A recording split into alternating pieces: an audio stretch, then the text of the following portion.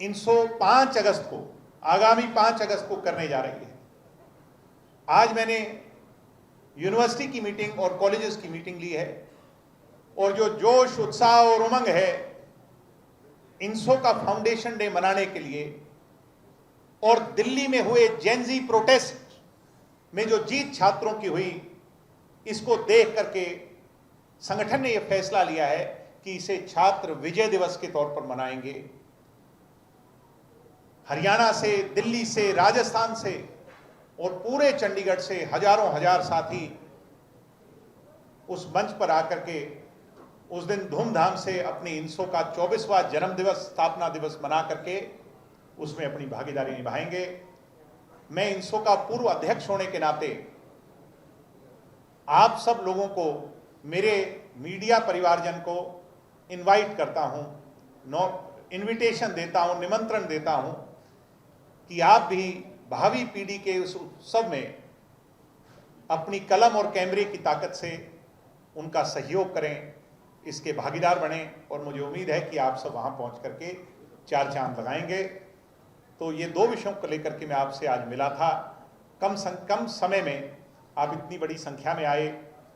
हरियाणा में जो गंभीर सवाल शिक्षा व्यवस्था पर, HTET परीक्षा पर उठे हैं, सवाल तो CET पर भी उठ रहे हैं, HPSC पर भी उठ रहे हैं, सवाल तो हर चीज पर उठ रहे हैं, मगर एक विषय पर बात होनी चाहिए।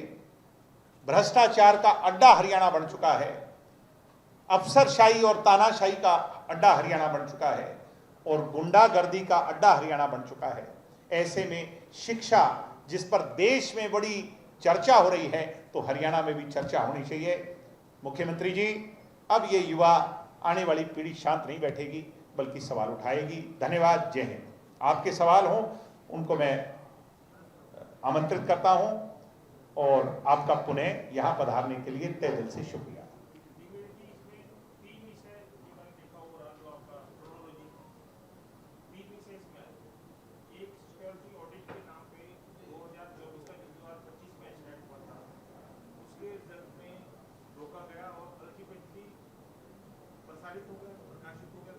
हो गया और उसके आंसर शीट को जो कि OMR शीट उसको जांच से रुकवा दिया। जिस कंपनी के पास पहले था उससे छीन करके, पहले 4 कंपनियों के पास था, उसके बाद उसका सिक्योरिटी ऑडिट के नाम पर वो किसी और को दिया गया और जिसको दिया गया उसमें 1284 नए लोगों को जोड़ा गया और उनके बायोमेट्रिक्स भी नहीं कराए गए।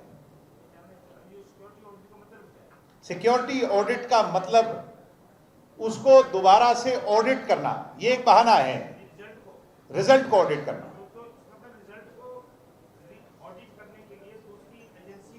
काम 4 एजेंसी से छीनकर 1 एजेंसी को दिया और जोड़ दिया। उनका बायोमेट्रिक नहीं हुआ। उनका बायोमेट्रिक्स पहले होना चाहिए था रिजल्ट आउट होने से, उनका बाद में हुआ ही नहीं। बिना बायोमेट्रिक्स के आप ऑथेंटिकेट कैसे कर सकते हैं? एक आक्षेप ये है कि जिस कंपनी को पहले दिया गया, जिसकी अनियमितताओं के चलते चेयरमैन को जाना पड़ा, उसी कंपनी को दोबारा काम दे दिया गया और जिस कंपनी को काम दिया उसके काम की ये लिस्ट ऑफ अनियमितताएं मैंने आपको बता दी, जिसमें 1284 जोड़े उसी को दोबारा काम दिया गया। 1284 जोड़े उसको तो गलत माना ही नहीं। उसको गलत नहीं माना सरकार ने, वो तो सरकार अपनी जिद पर अड़ी रही, वो इनके अकॉर्डिंग ठीक है। मगर मेरा सवाल है कि बायोमेट्रिक्स क्यों नहीं हुए और किस बिना पर जोड़ा गया? 1284 लोग जो जोड़े गए, क्या वो चुनिंदा सेंटर से तो नहीं आ रहे थे? इस पर व्हाइट पेपर जारी तो करे सरकार, कम से कम प्रदेश के लोगों को यह बताए कि ये लोग कौन थे।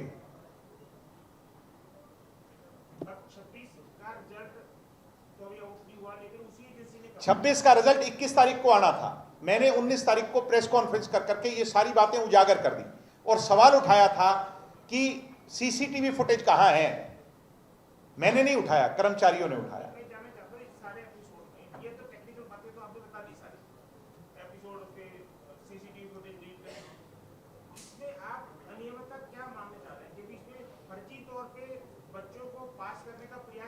एक बात, दूसरा, क्या उस एजेंसी को पैसे का गड़बड़ हुई?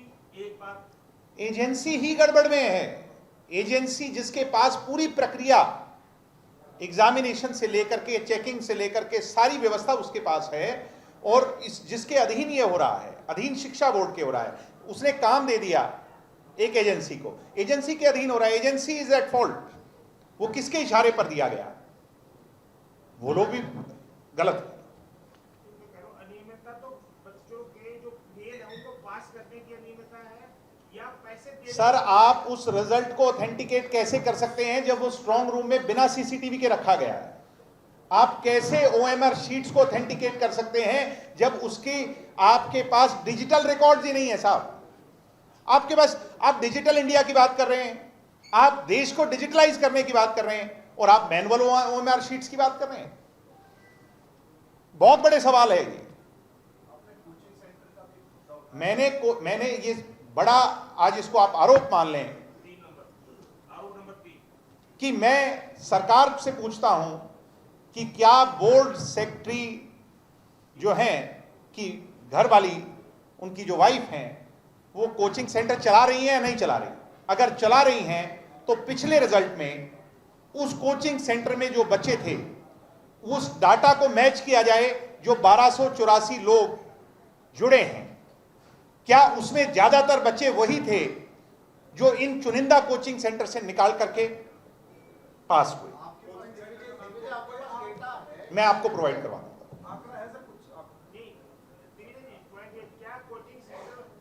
आंकड़ा नहीं, मैं जांच की मांग कर रहा हूं। मैं जांच की मांग कर रहा हूं। ये मेरा अधिकार है जांच की मांग करना कि किस बिना पर किन लोगों को चयनित किया गया। अब बायोमेट्रिक्स हो जाते तो मुझे और आपको पता लग जाता कि ये लोग थे जी। मैं जानना चाह रहा हूं, क्या किसी अफसर की पत्नी कोचिंग सेंटर चला सकती है या नहीं? ऐसा तो कोई कानून है या नहीं, इसके बारे में तो मुझे जानकारी नहीं है, मगर एथिकली मेरे हिसाब से इस पर बड़े सवाल उठते हैं कि एक बोर्ड सेक्रेटरी की अगर धर्मपत्नी है, वो कोचिंग सेंटर चला रही हैं, और मुझे पूरी सूचना है कि उस कोचिंग सेंटर में पढ़ने वाले ज्यादातर बच्चे पास हुए हैं। तो इशू तो ये हुआ कि उस कोचिंग सेंटर के बच्चे पास, एक कोचिंग सेंटर की बात नहीं है साहब, मल्टीपल कोचिंग सेंटर्स की बात है across Haryana, multiple coaching centres. मैं एलेज कर रहा हूं कि वो इनके चहितों के हैं, जहां से ये बच्चे निकल कर गए। जो हमने कहा 2 लाख रुपए और 5 से 7 लाख रुपए, ये सिर्फ एक आरोप है, प्रमाण नहीं है। ये आरोप है और समय आएगा तो प्रमाण भी है, मगर वो नौबत ना आए तो मैं मुख्यमंत्री जी से मांग करता हूं कि इस पर पारदर्शिता हो। मैं आपको लिस्ट प्रोवाइड करूंगा।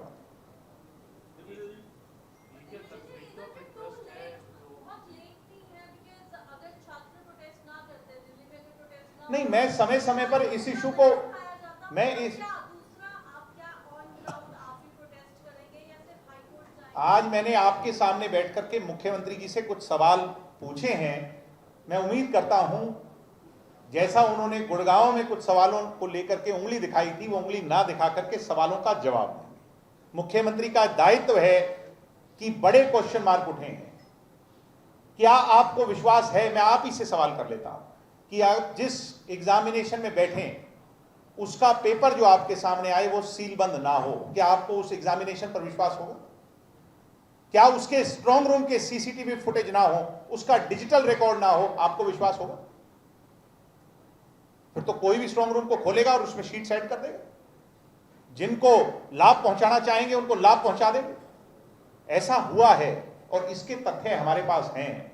आज मैंने एक बड़ा सवाल सरकार के सामने रखा है, अगर उस नौबत पर आना पड़ा तो फिर उस नौबत पर भी आएंगे। मेरे पास तो वो इंटरनल लेटर भी है, अगर आप चाहो, मेरे पास तो वो इंटरनल लेटर भी है जिसमें सीसीटीवी फुटेज गायब होने की बात कही गई है। इनका इंटरनल लेटर है हरियाणा शिक्षा बोर्ड का, हरियाणा शिक्षा बोर्ड का लेटर है, वो तो आप क्रॉस वेरीफाई कर लेंगे। अगर लेटर तो ऑन रिकॉर्ड होता है ना, लेटर थोड़ी डिलीट हो सकता है।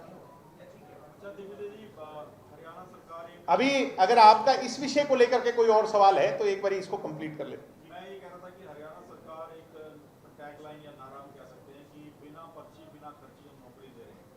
आप, मैंने रेट बता दिया आपको, आप बिना पर्ची की पर्ची पे बात पे अटके मैं तो रेट बता रहा हूं। 2 लाख एससी सीट के और 5 से 7 लाख जनरल सीट के, कोई दे और कोई काम कराओ। क्या कोई ऐसा डाटा है जो आप ये कोचिंग सेंटर्स की बात कर रहे हैं उनसे उनके ही कैंडिडेट पास हो रहे हैं, ऐसा कोई डाटा है आपके पास? मैं यही चाहता हूं, ये काम मेरा नहीं है, ये काम सरकार का है। 1284 लोग कहां एनरोल्ड थे, कहां कोचिंग ले रहे थे, वो कोचिंग सेंटर किसके हैं? अगर आवश्यकता पड़ेगी तो हम वो डाटा भी साझा आप करेंगे। ये कह रहे हैं प्रमाण आपके पास है, लेकिन सरकार ही बता दे कि वो कोचिंग सेंटर ये काम मेरा नहीं है, मैं तो सिर्फ बड़ा सवाल पूछ रहा हूं कि सीसीटीवी फुटेज कहां है, डिजिटलाइज रिकॉर्ड कहां है, क्या ये अधिकार मेरा है या नहीं?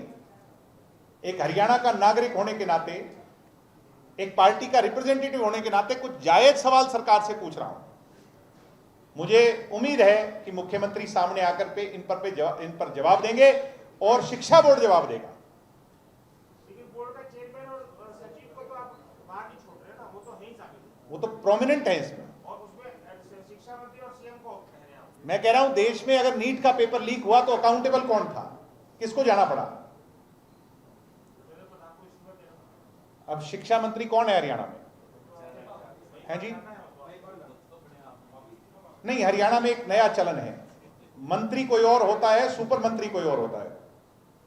सीएम सुपर सीएम की बात कर रहे हैं, हाँ, ऐसा ही मंत्रियों पर भी है, तो सुपर शिक्षा मंत्री कौन है?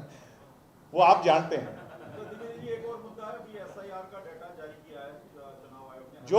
जो लोग सम्मिलित हैं उनके तार बहुत गहरे हैं और आवश्यकता पड़ेगी वो प्रमाण के साथ भी कि कैसे ये नेक्सस फरीदाबाद से चल करके कहां कहां जाता है, मेरे पास सारे प्रमाण हैं। मैं चाहता हूं आज अगर बात को बहुत लंबा खींच दिया जाए तो मूल मुद्दा हट जाए। मूल मुद्दा कुछ सवाल है सरकार से सीधे। दिनेश जी, एसआईआर का डाटा जारी हुआ है, आपको आपके लगता है हर चीज का हल इस्तीफा होता है? दिल्ली में भी इस्तीफा हुआ, पंजाब में भी इस्तीफा मांगा जा रहा है, हरियाणा में भी आप कह रहे हैं शिक्षा मंत्री का इस्तीफा ये जवाब प्रधानमंत्री जी और मुख्यमंत्री जी ज्यादा बेहतर दे पाएंगे, क्योंकि उन्होंने अभी एक व्यक्ति का इस्तीफा दिलवाया है। वो क्यों दिलवाया है? इस्तीफा देने से लग रहा है कि आपको ये जो चीज शिक्षा, सिर्फ इस्तीफा देने से व्यवस्था परिवर्तन नहीं हो सकती, वो नियत और नीति से हो सकती है। सरकार की नियत और नीति अगर ठीक होगी तो व्यवस्था परिवर्तन होगी। दिग्विजय जी, एक अलग मुद्दा है एसआईआर का। तो आपकी पार्टी के एजेंट्स बीएलए के तौर पे काम कर रहे हैं, आपको लगता है पूरी प्रक्रिया ठीक चली? सबसे पहले हमने उसको कंप्लीट करके देने का काम किया और सुचारू रूप से हमारे लोग पूरी प्रक्रिया में शामिल हैं। कहीं कोई अनियमितता दिक्कत आएगी तो हम आपके सामने रखेंगे। अभी जो डाटा आया है, ऐसा लगता है कि 30 से 32 लाख के आसपास वोट बाहर हो गए। अभी हम उसको एनालाइज कर रहे हैं। सवाल है, जो आपके बीएलए हैं, जो टोटल जो booth BLA 2 police Jat 620 booth है, और आप 500 वहाँ बीएलए भी नहीं तैनात कर पाए। नहीं, ये किसने कहा? डाटा है, किसने डाटा दिया? चुनाव आयोग उनने अपडेट नहीं किया होगा। अपडेटेड है, कब का है? आज का हैं जी?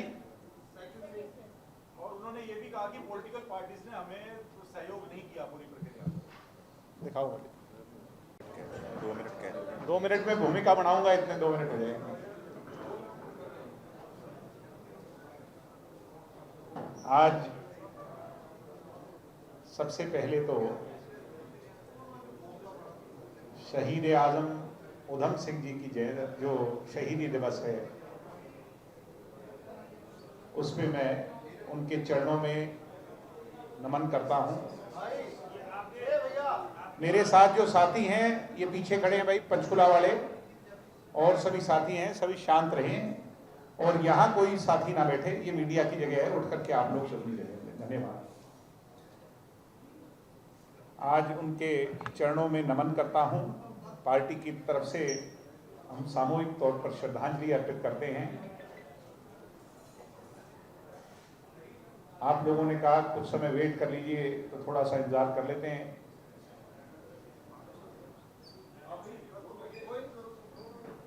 जैसे आपकी यूनानिमसली जो आप लोगों का आज 2 विषयों पर आप लोगों से रूबरू होने का अवसर मिल रहा है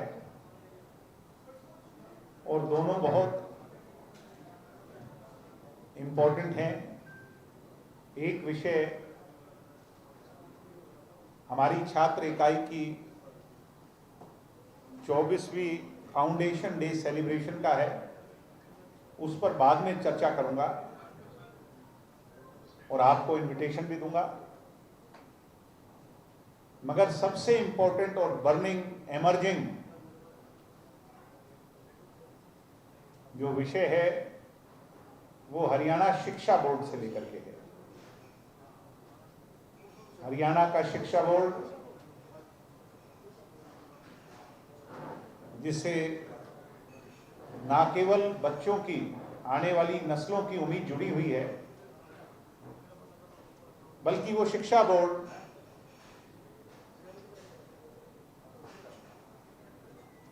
जिससे आने वाले समय पर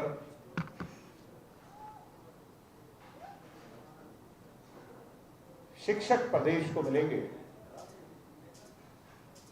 यानी वो शिक्षा बोर्ड जो हरियाणा प्रदेश की शिक्षक फैक्ट्री है, उसमें जो अनियमितताएं हैं उसको लेकर के लाखों अभ्यर्थियों के एवं कर्मचारियों के एवं हरियाणा के करोड़ों वासियों के जो मन में भ्रांतियां हैं उसको लेकर के कुछ खुलासे करने आपके बीच में आया हूं। हमारी पार्टी ने निरंतर HTET Haryana teachers eligibility test वाले मामले में हो रही गड़बड़ियों की आवाज को उठाने का काम किया है। आप जानते हैं कि पिछले साल युवा इकाई ने बड़े जोर शोर से वहां पर जो बड़ी बड़ी गड़बड़ियां हो रही थी उसको जनता के बीच में लाने का काम किया, उसको उठाने का काम किया। आप जानते हैं कि 2024 में एचटेट की परीक्षा प्रदेश में नहीं हो पाई थी। 30-31 जुलाई 2025 में 2024 की परीक्षा को सरकार ने करवाया था, जिसका रिजल्ट अब आप क्रोनोलॉजी को थोड़ा थोड़ा समझने का यहीं से प्रयास करेंगे तो जब तक पूरी भूमिका बनेगी आप सारी बातों को पूरे पाक साफ समझने का प्रयास करेंगे तो समझ में आएगी। 31 अगस्त को बोर्ड के secretary doctor Munish Nagpal IAS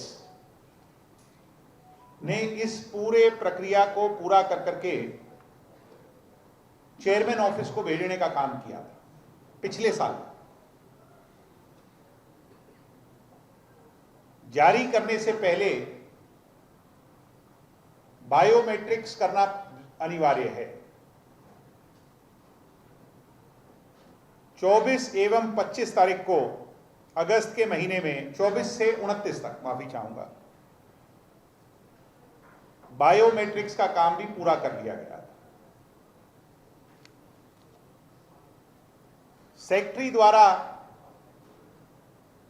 जो रिजल्ट भेजा गया उसको क्यों रोका गया, यह बड़ा सवाल है। सेक्रेटरी द्वारा जो रिजल्ट भेजा गया उसको रोक दिया गया और सेक्रेटरी को ट्रांसफर कर दिया गया, उन्हें डीसी चरखी दादरी लगा दिया गया और मुनीश शर्मा जी को बोर्ड का नया सेक्रेटरी लगा दिया गया। सिक्योरिटी ऑडिट का बहाना बनाया गया। सिक्योरिटी ऑडिट तब होता है जब एक फर्म को पूरा काम दिया गया।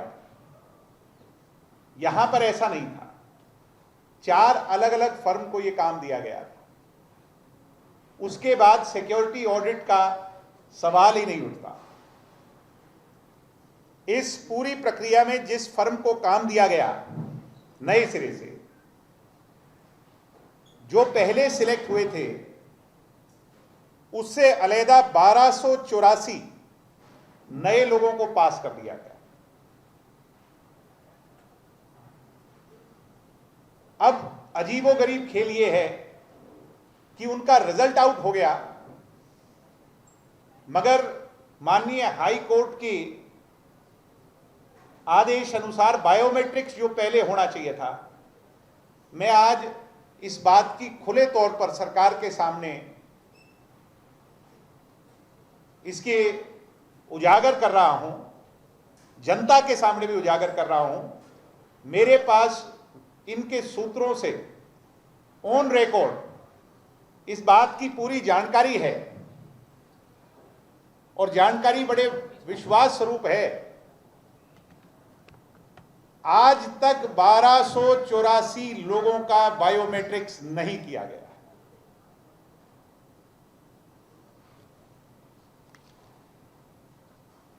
अमूमन और जो प्रक्रिया सालों से फॉलो होती आ रही है, जब भी रिजल्ट आउट होता है तो बोर्ड मीडिया के लोगों को और प्रदेश की जनता को और अभ्यर्थियों को रिजल्ट आउट होने से पहले उसकी सूचना देता है। इस रिजल्ट को जब पिछले वर्ष घोषित किया गया, ये सुबह 4 और 5 बजे के बीच में हुआ, और प्रदेश की किसी भी एजेंसी को, मीडिया को, अभ्यर्थियों को इसकी कोई भी जानकारी नहीं दी गई।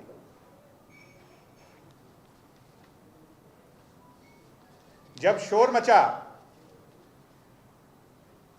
लोगों ने आवाज उठाई, हमने आवाज उठाई, तो बीजेपी के लोग, सरकार में बैठे लोग डर गए और मई के महीने में चेयरमैन को बदल दिया कि सच सामने ना आ जाए।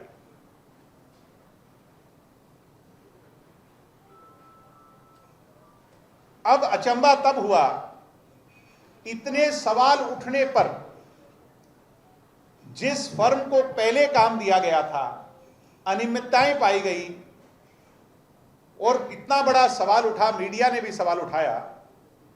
आपको भी हैरानी होगी कि उसी कंपनी को इस वर्ष के एचटेट एग्जाम की फिर से जिम्मेदारी, नवंबर से दिसंबर में आवेदन लिए। आवेदन तब लिए जाते हैं जब तिथि तय कर ली जाए, नहीं तो आवेदन किस चीज का ले रहे हैं? एग्जामिनेशन कंडक्ट करवाने की डेट ऑफ एग्जामिनेशन के नाम पर आवेदन लिए जा सकते हैं। यह इतिहास में पहली बार है, एचटेट की परीक्षा का आवेदन ले लिया बिना एग्जामिनेशन डेट वेरीफाई किए। इस दौरान बार बार डेट को, तिथि को बदला गया, जो डेट अनाउंस की। यह इतिहास में पहली बार है जो मैं कह रहा हूं कि फॉर्म भर दिया गया है मगर डेट अनाउंस नहीं है। अंत में जाकर के जो लास्ट कैंसिल डेट हुई वो जून की हुई। 4 और 5 जुलाई को एग्जाम कंडक्ट हुए। 2,33,284 अभ्यर्थियों ने परीक्षा दी। टीजीटी, टीआरटी, पीआरटी, 3 तरह के इसके अंदर एग्जामिनेशन कंडक्ट हुए।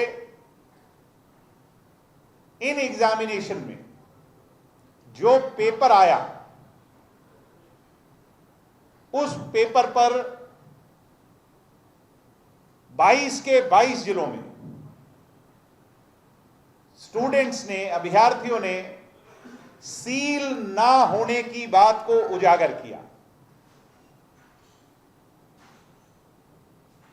बहुत गरमाई से इस मुद्दे को उठाया कि सील पेपर हमारे तक नहीं पहुंचे।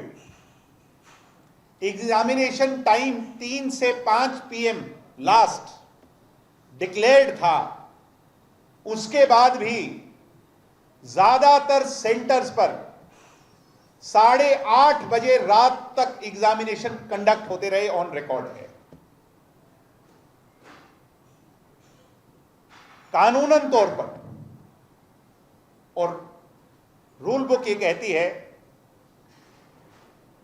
पेपर कंडक्ट होने से लेकर, ट्रांसपोर्टेशन से लेकर और स्ट्रांग रूम में लाने तक सीसीटीवी फुटेज और उसका डाटाबेस रिकॉर्ड पर रहना चाहिए 3 महीने तक।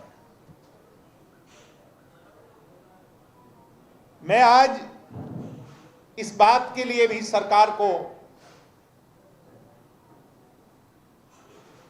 कहूंगा कि मुख्यमंत्री की नाक के नीचे भिवानी स्थित शिक्षा बोर्ड ने, जिसमें तमाम लोगों की संलिप्तता है, सीसीटीवी फुटेज को पूरी तरह से डिलीट कर दिया है। जब मैंने इस मुद्दे को उठाया, उससे अगले दिन रिजल्ट आना था। मैंने भिवानी में यह मुद्दा उठाया था प्रेस कॉन्फ्रेंस करके, आपकी नॉलेज में। इन लोगों ने उस डर से उस रिजल्ट को, जो 21 तारीख को रिजल्ट आना चाहिए था, उसको होल्ड कर दिया। अब सबसे बड़ा जो सवाल उठता है कि स्ट्रांग रूम जहां पर कंडक्ट होकर के एग्जामिनेशन शीट्स रखी गई हैं, ओएमआर शीट्स रखी गई हैं, उसकी सीसीटीवी फुटेज डेलिबरेटली चाह करके डिलीट कर दी गई है। उसके स्टोरेज डिवाइस को वहां से हटा दिया गया है। और जब वहां के लोकल इंचार्ज ने इसके खिलाफ आवाज उठाई, तो जिसके पास सीसीटीवी फुटेज रखने की जिम्मेवारी थी, उसको और 14 अन्य लोगों को आधी रात को अपनी जिम्मेवारी से ट्रांसफर कर करके कहीं और लगा दिया।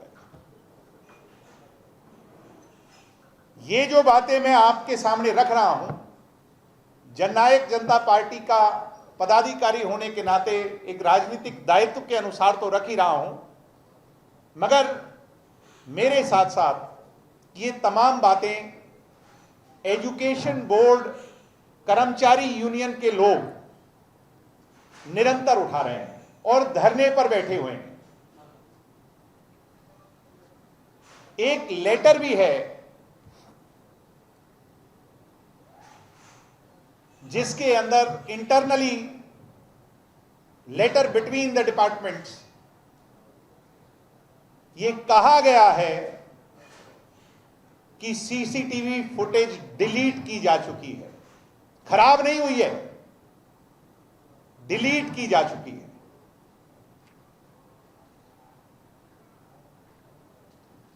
हाई कोर्ट का आदेश है कि ओएमआर शीट्स को प्रिजर्व किया जाए, लेकिन जब ये पिछले दिनों हमने शोर मचाया था तो कुछ ट्रक्स बुलाए गए थे। ये ऑन रिकॉर्ड है हरियाणा शिक्षा बोर्ड के गेट पास जहां जारी होता है। आधी रात को 4 से 5 की संख्या में ट्रक बुलाए गए और चेयरमैन, सेक्रेटरी एवं कुछ और लोग इसमें सम्मिलित थे, जिन्होंने स्ट्रांग रूम को खोलकर 2024 यानी 25 में एग्जाम हुए, जो कंडक्ट हुए ओएमआर शीट्स को डिस्ट्रॉय करने के लिए ट्रकों में भरना शुरू कर दिया। वहां पर शोर मचा, कुछ कर्मचारियों ने देखा, आग लगाने का भी प्रयास हुआ शीट्स को, मगर जब ऐसा नहीं कर पाए और यह मामला हाई कोर्ट में चला गया, जो आप लोगों के संज्ञान में भी है, तो अब उसे फिर से प्रिजर्व कर करके रखा गया है। आज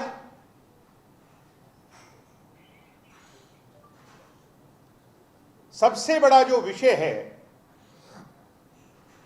सिक्योरिटी ब्रीच का है, ट्रांसपेरेंसी का है। इस सब के साथ हरियाणा प्रदेश के अंदर जो कोचिंग सेंटर्स चल रहे हैं, उन पर भी सवाल उठाता है।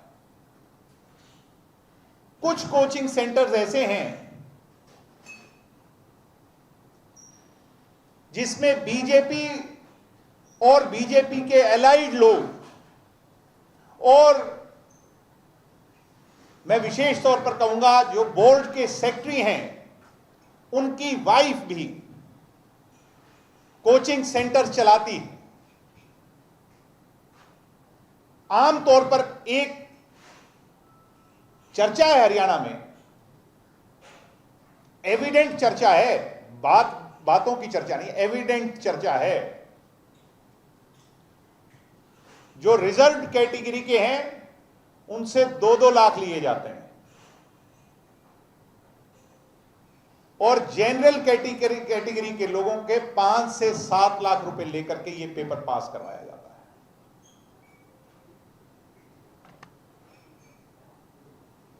है। एक तरफ जहां देश में नीट के पेपर को लेकर के आंदोलन अपने अंजाम तक पहुंचा, परिणाम स्वरूप अहंकारी लोगों को झुकना पड़ा, वहीं हरियाणा के अंदर शिक्षा व्यवस्था से जुड़ी बातों में आज बहुत बड़ी घोटालेबाजी, धांधलेबाजी, अनियमितता, जिस भी नाम से आप उसे पुकारो, वो साफ नजर आ रही है। इससे ज्यादा एविडेंट नहीं हो सकता। मेरा मुख्यमंत्री हरियाणा सरकार से सबसे बड़ा सवाल है आज यहां पत्रकारों के सामने कि वो मीडिया में आए, पब्लिक में आए। या आजकल मोदी जी तो नए जमाने से सोशल मीडिया पर आ रहे हैं, शायद उन्हीं के रास्ते पर चल जाएं और हरियाणा प्रदेश के लाखों करोड़ों नौजवान को इस बात का जवाब दें कि शिक्षा व्यवस्था से इतना बड़ा खिलवाड़ कैसे हो रहा है। जवाब दें मुख्यमंत्री जी। सीसीटीवी फुटेज इस एग्जाम की गई तो कहां गई? और पहली बार है कि अकाउंटेबिलिटी देश में तय हुई है। अगर हरियाणा में, देश में नीट पेपर लीक पर शिक्षा मंत्री जिम्मेवार है तो इस बड़े घोटाले में, इन अनियमितताओं में कौन जिम्मेवार होगा? ये मुख्यमंत्री जी, हरियाणा की जनता आपसे पूछना चाहती है, हरियाणा का नौजवान आपसे पूछ रहा है। जिस कंपनी को अनियमितताओं के बावजूद आपने दोबारा इस प्रक्रिया में हिस्सा बनाया, उस सारे खेल में कौन लोग सम्मिलित हैं, इसकी जांच हो। जांच हो। शिक्षा बोर्ड में जो कर्मचारी और पदाधिकारी हैं, उनके परिवारजन क्या कोचिंग सेंटर चला रहे हैं और उनमें एनरोल्ड, क्योंकि एनरोल्ड लोगों की सूची होती है, जांच हो इस बात की क्या उन्हीं लोगों का चयन प्रायोरिटी से किया जा रहा है या इन 2024 जिसका 25 में हुआ उसमें किया गया है। 1284 लोग अवैध तरीके से जोड़ने का जो काम हुआ, क्या वो इन कोचिंग सेंटर से जुड़े हुए अभ्यर्थी थे या नहीं थे? कर्मचारियों ने जो कहा है कि 2024 जिसका 25 में पेपर हुआ है, अब जब उसको, माफी चाहूंगा, 2026 में जो हुआ है जिस पर हमने शोर मचाया और अब कर्मचारियों को मैनुअल चेकिंग के लिए, क्योंकि रिजल्ट आउट नहीं हुआ, जब से हमने शोर मचाया इन्हें रिजल्ट को कॉल बैक कर लिया है, अब मैनुअल चेकिंग का बहाना बनाया जा रहा है।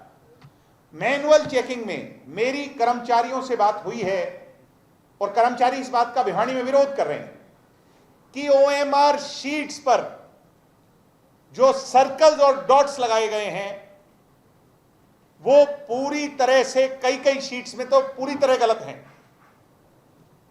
उसके बावजूद उन्हें पास किया गया या उस श्रेणी में रखा गया। सम्मानित साथियों, अगर शिक्षक, जैसे देश में आवाज उठ रही थी कि डॉक्टर्स और इंजीनियर्स अगर पैसा दे करके बनेंगे तो हमारा इलाज कौन करेगा, इस देश के भविष्य को कौन सुनहरा बनाएगा। अब मैं आपसे, मीडिया के लोगों से सवाल करता हूं, आपके माध्यम से मुख्यमंत्री जी से सवाल करता हूं कि अगर हमारे शिक्षक पैसे दे करके चयनित होंगे, चहेतों को चयनित किया जाएगा, शिक्षा बोर्ड में इतनी बड़ी धांधलेबाजी होगी, तो जिन बच्चों को हम सरकारी स्कूल में भेज करके उनका भविष्य सुनहरा करना चाहते हैं, क्या हम उसकी परिकल्पना कर सकते हैं? ये बहुत बड़ा सवाल 1.5 साल पुरानी हरियाणा की सरकार, जिसने संविधान की शपथ लेकर के सरकारी शिक्षा को सुधारने का वादा किया था, आज उस पर खड़ा हो रहा है।